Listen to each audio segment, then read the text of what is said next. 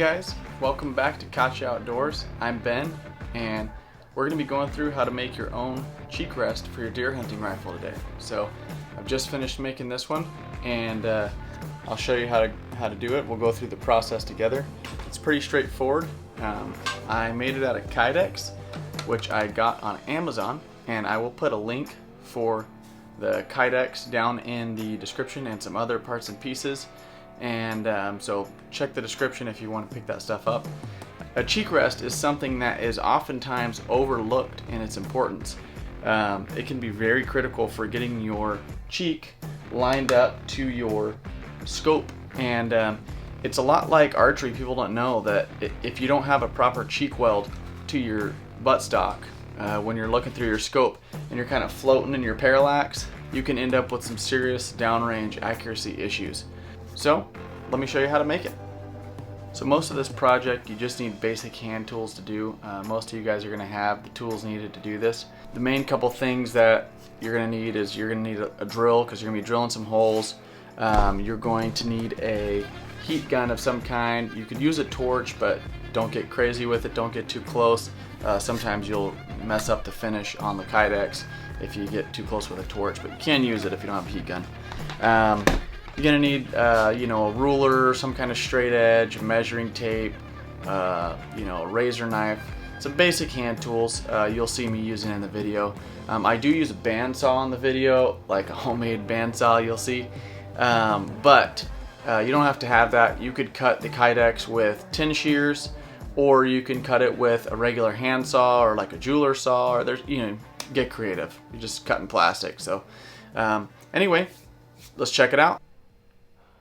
Alright, so just to give you a quick idea of how this works, I'm going to cut this thing out really quick.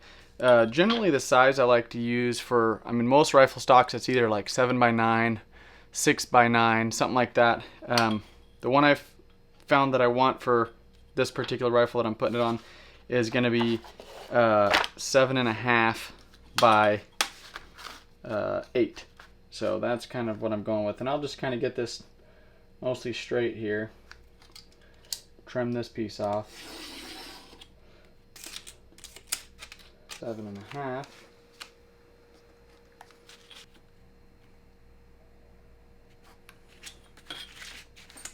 If you're selling these, you got to go for ultra precision. Everything's super nice.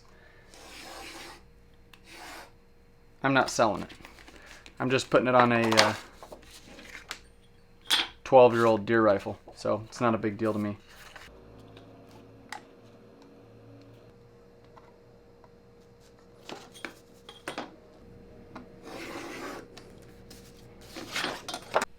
Now, I'm going to use a really fancy scribe here, a bottle cap. So, I'll get a bottle cap on the corner and line it up. The correct way to do this is measure both sides, but I'm just going to line it up where it looks about right.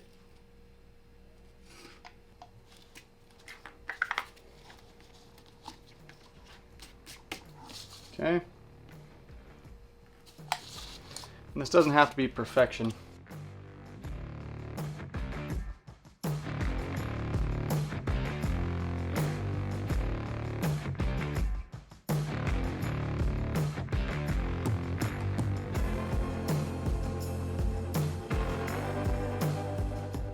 Okay, so that's my rough shape right there. Now, the next difficult part, probably the most difficult part of this project, is making the slots and measuring them out. So you got to lay this over the buttstock and figure out where you want it in order to make the slots. Okay, so if I take this rifle here, here's the rifle that I'm putting the thing on, and this is actually just a Stevens Model 200. It's a very entry-level rifle.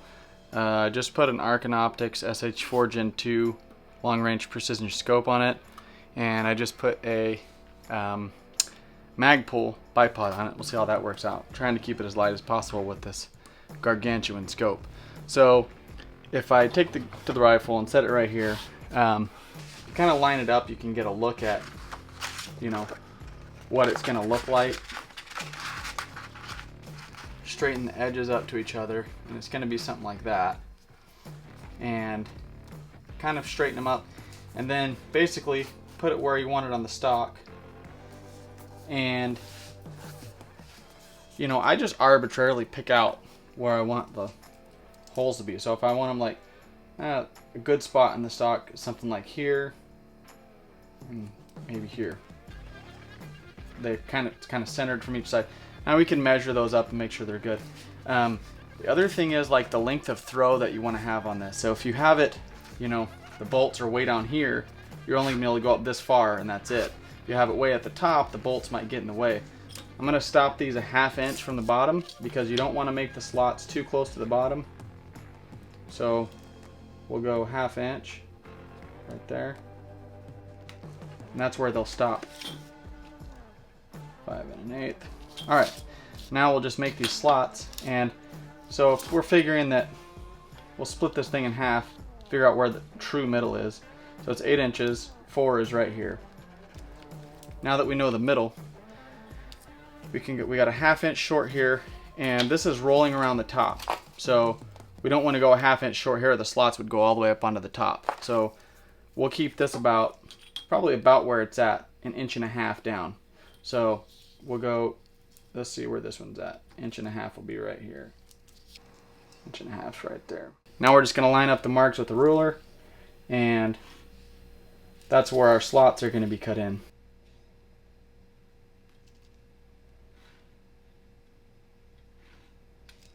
Okay.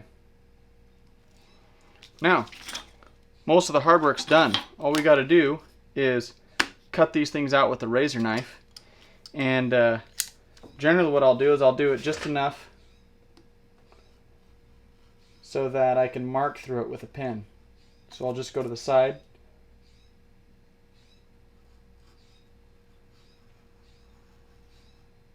And then I'll cut on the line.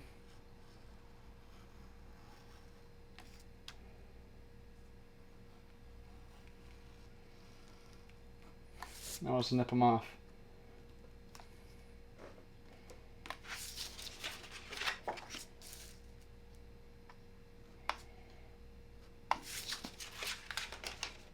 Okay, now we've got these little slots mocked up.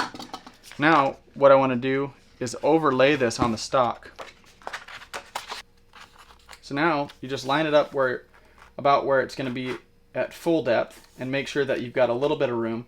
So you want to put your knob like right here, you know, something like that. You want to put your adjustment screw, your tension screw, about right here, so you don't bottom it all the way out. And then it's going to slide up, you know, like this. Now that you've got your stock marked out, drill a couple little holes. I already did pilot holes where I want my through bolts to go. And I used a small bit for 2 reasons. 1, pilot bit. 2nd reason, in case I screw up, I don't have gigantic holes in the wrong spot. So drill your holes on both sides. That's why the template needs to look like this. Once you get those slots all cut in, you can fold it over on itself and translate everything through to the other side. That way you've got an exact copy on both sides. And then you'll tape this thing on the stock exactly where you want it, and then mark out those holes and drill them so that it's identical on both sides. That way you don't have the holes not lining up. Because even if you drill all the way through the stock and come out the other side, the drill bit might not be perfectly straight, and it'll come out somewhere else, and then your carriage bolts will have some weird angle. So do that, and then the next step would be to drill these holes out to the larger diameter that you're going to use for your carriage bolts. So I happen to be having 1/4 inch carriage bolts going through there, so I'm going to drill 1/4 inch holes in it.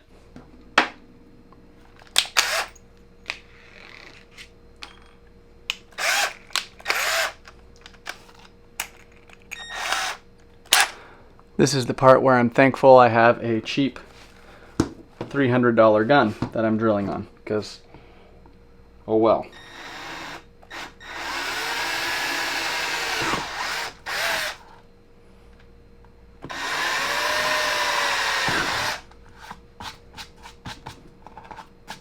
Like this custom paint job, Jaeger Tactical. Go check them out. Happens to be my brother. He's also a Kydex, predominantly a Kydex holster maker, and so really I should be having him do this cheek rest, but here I am. Cool. Those look like they're straight through. Alright, now tape the thing down to the Kydex. Make sure you have the textured side out, and just mark out your template.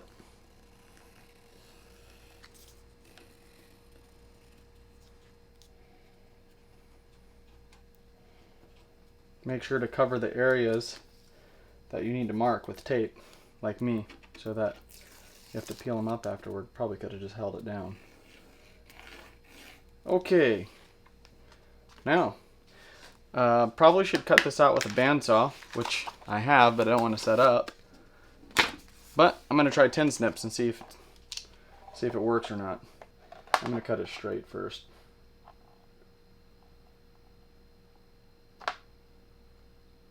Yeah, I don't like that at all. Let me get a bandsaw out. Now, we got ye olde redneck bandsaw rig here.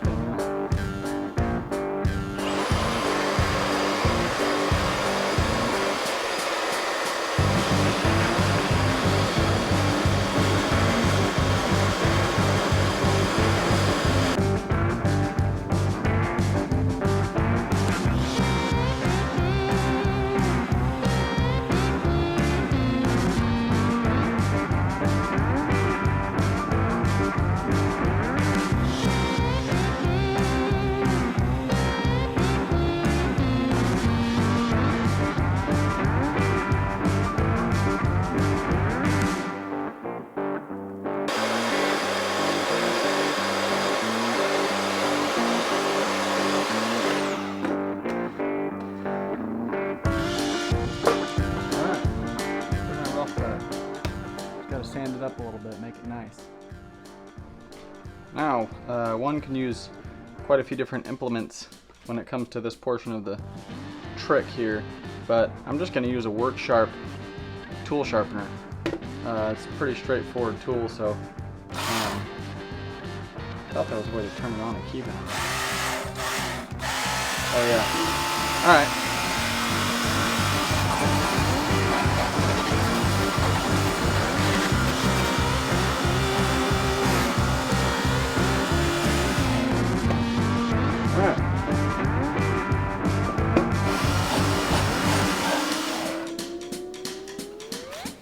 Pretty much it there. Just got to cut the slots in it now.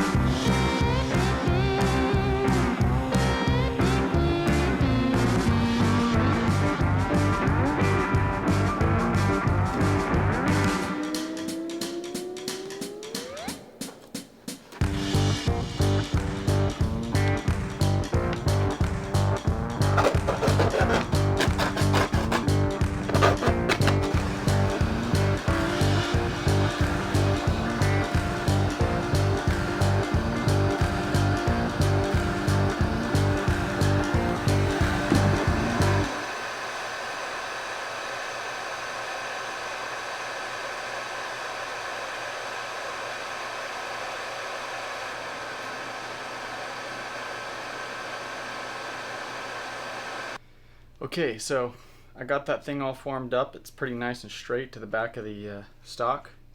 And now I'm going to just heat it again on these edges here, on these front edges, and maybe on the back along the bottom, and kind of fold them in a little bit to kind of match the profile of the stock so it gets a better grip and it's not hanging out, you know, and catching on stuff.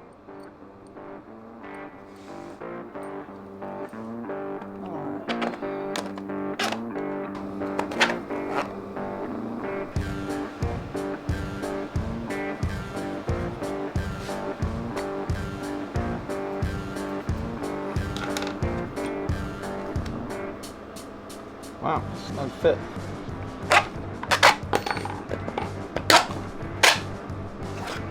So,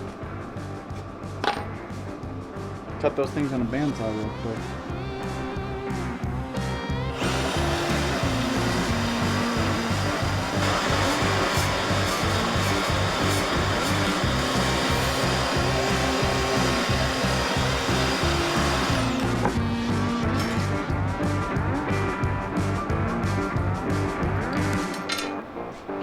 Alright, let's do a test fit up real quick. Let's see if this is going to work.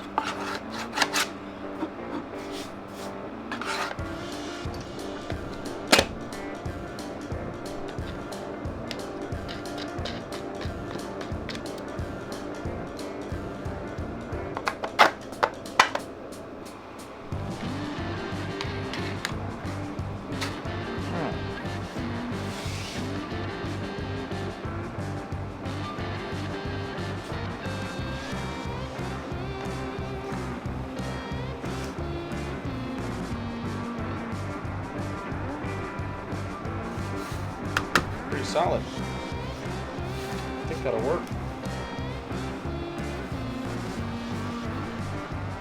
So I left my illuminated reticle on all this time.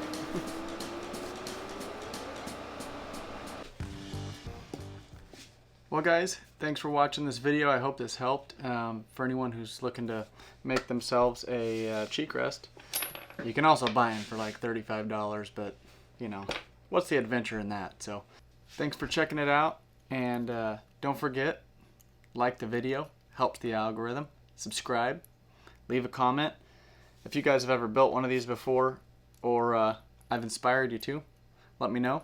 Any questions you have, I'd be happy to answer. Have a great day, and we'll see you on the next video.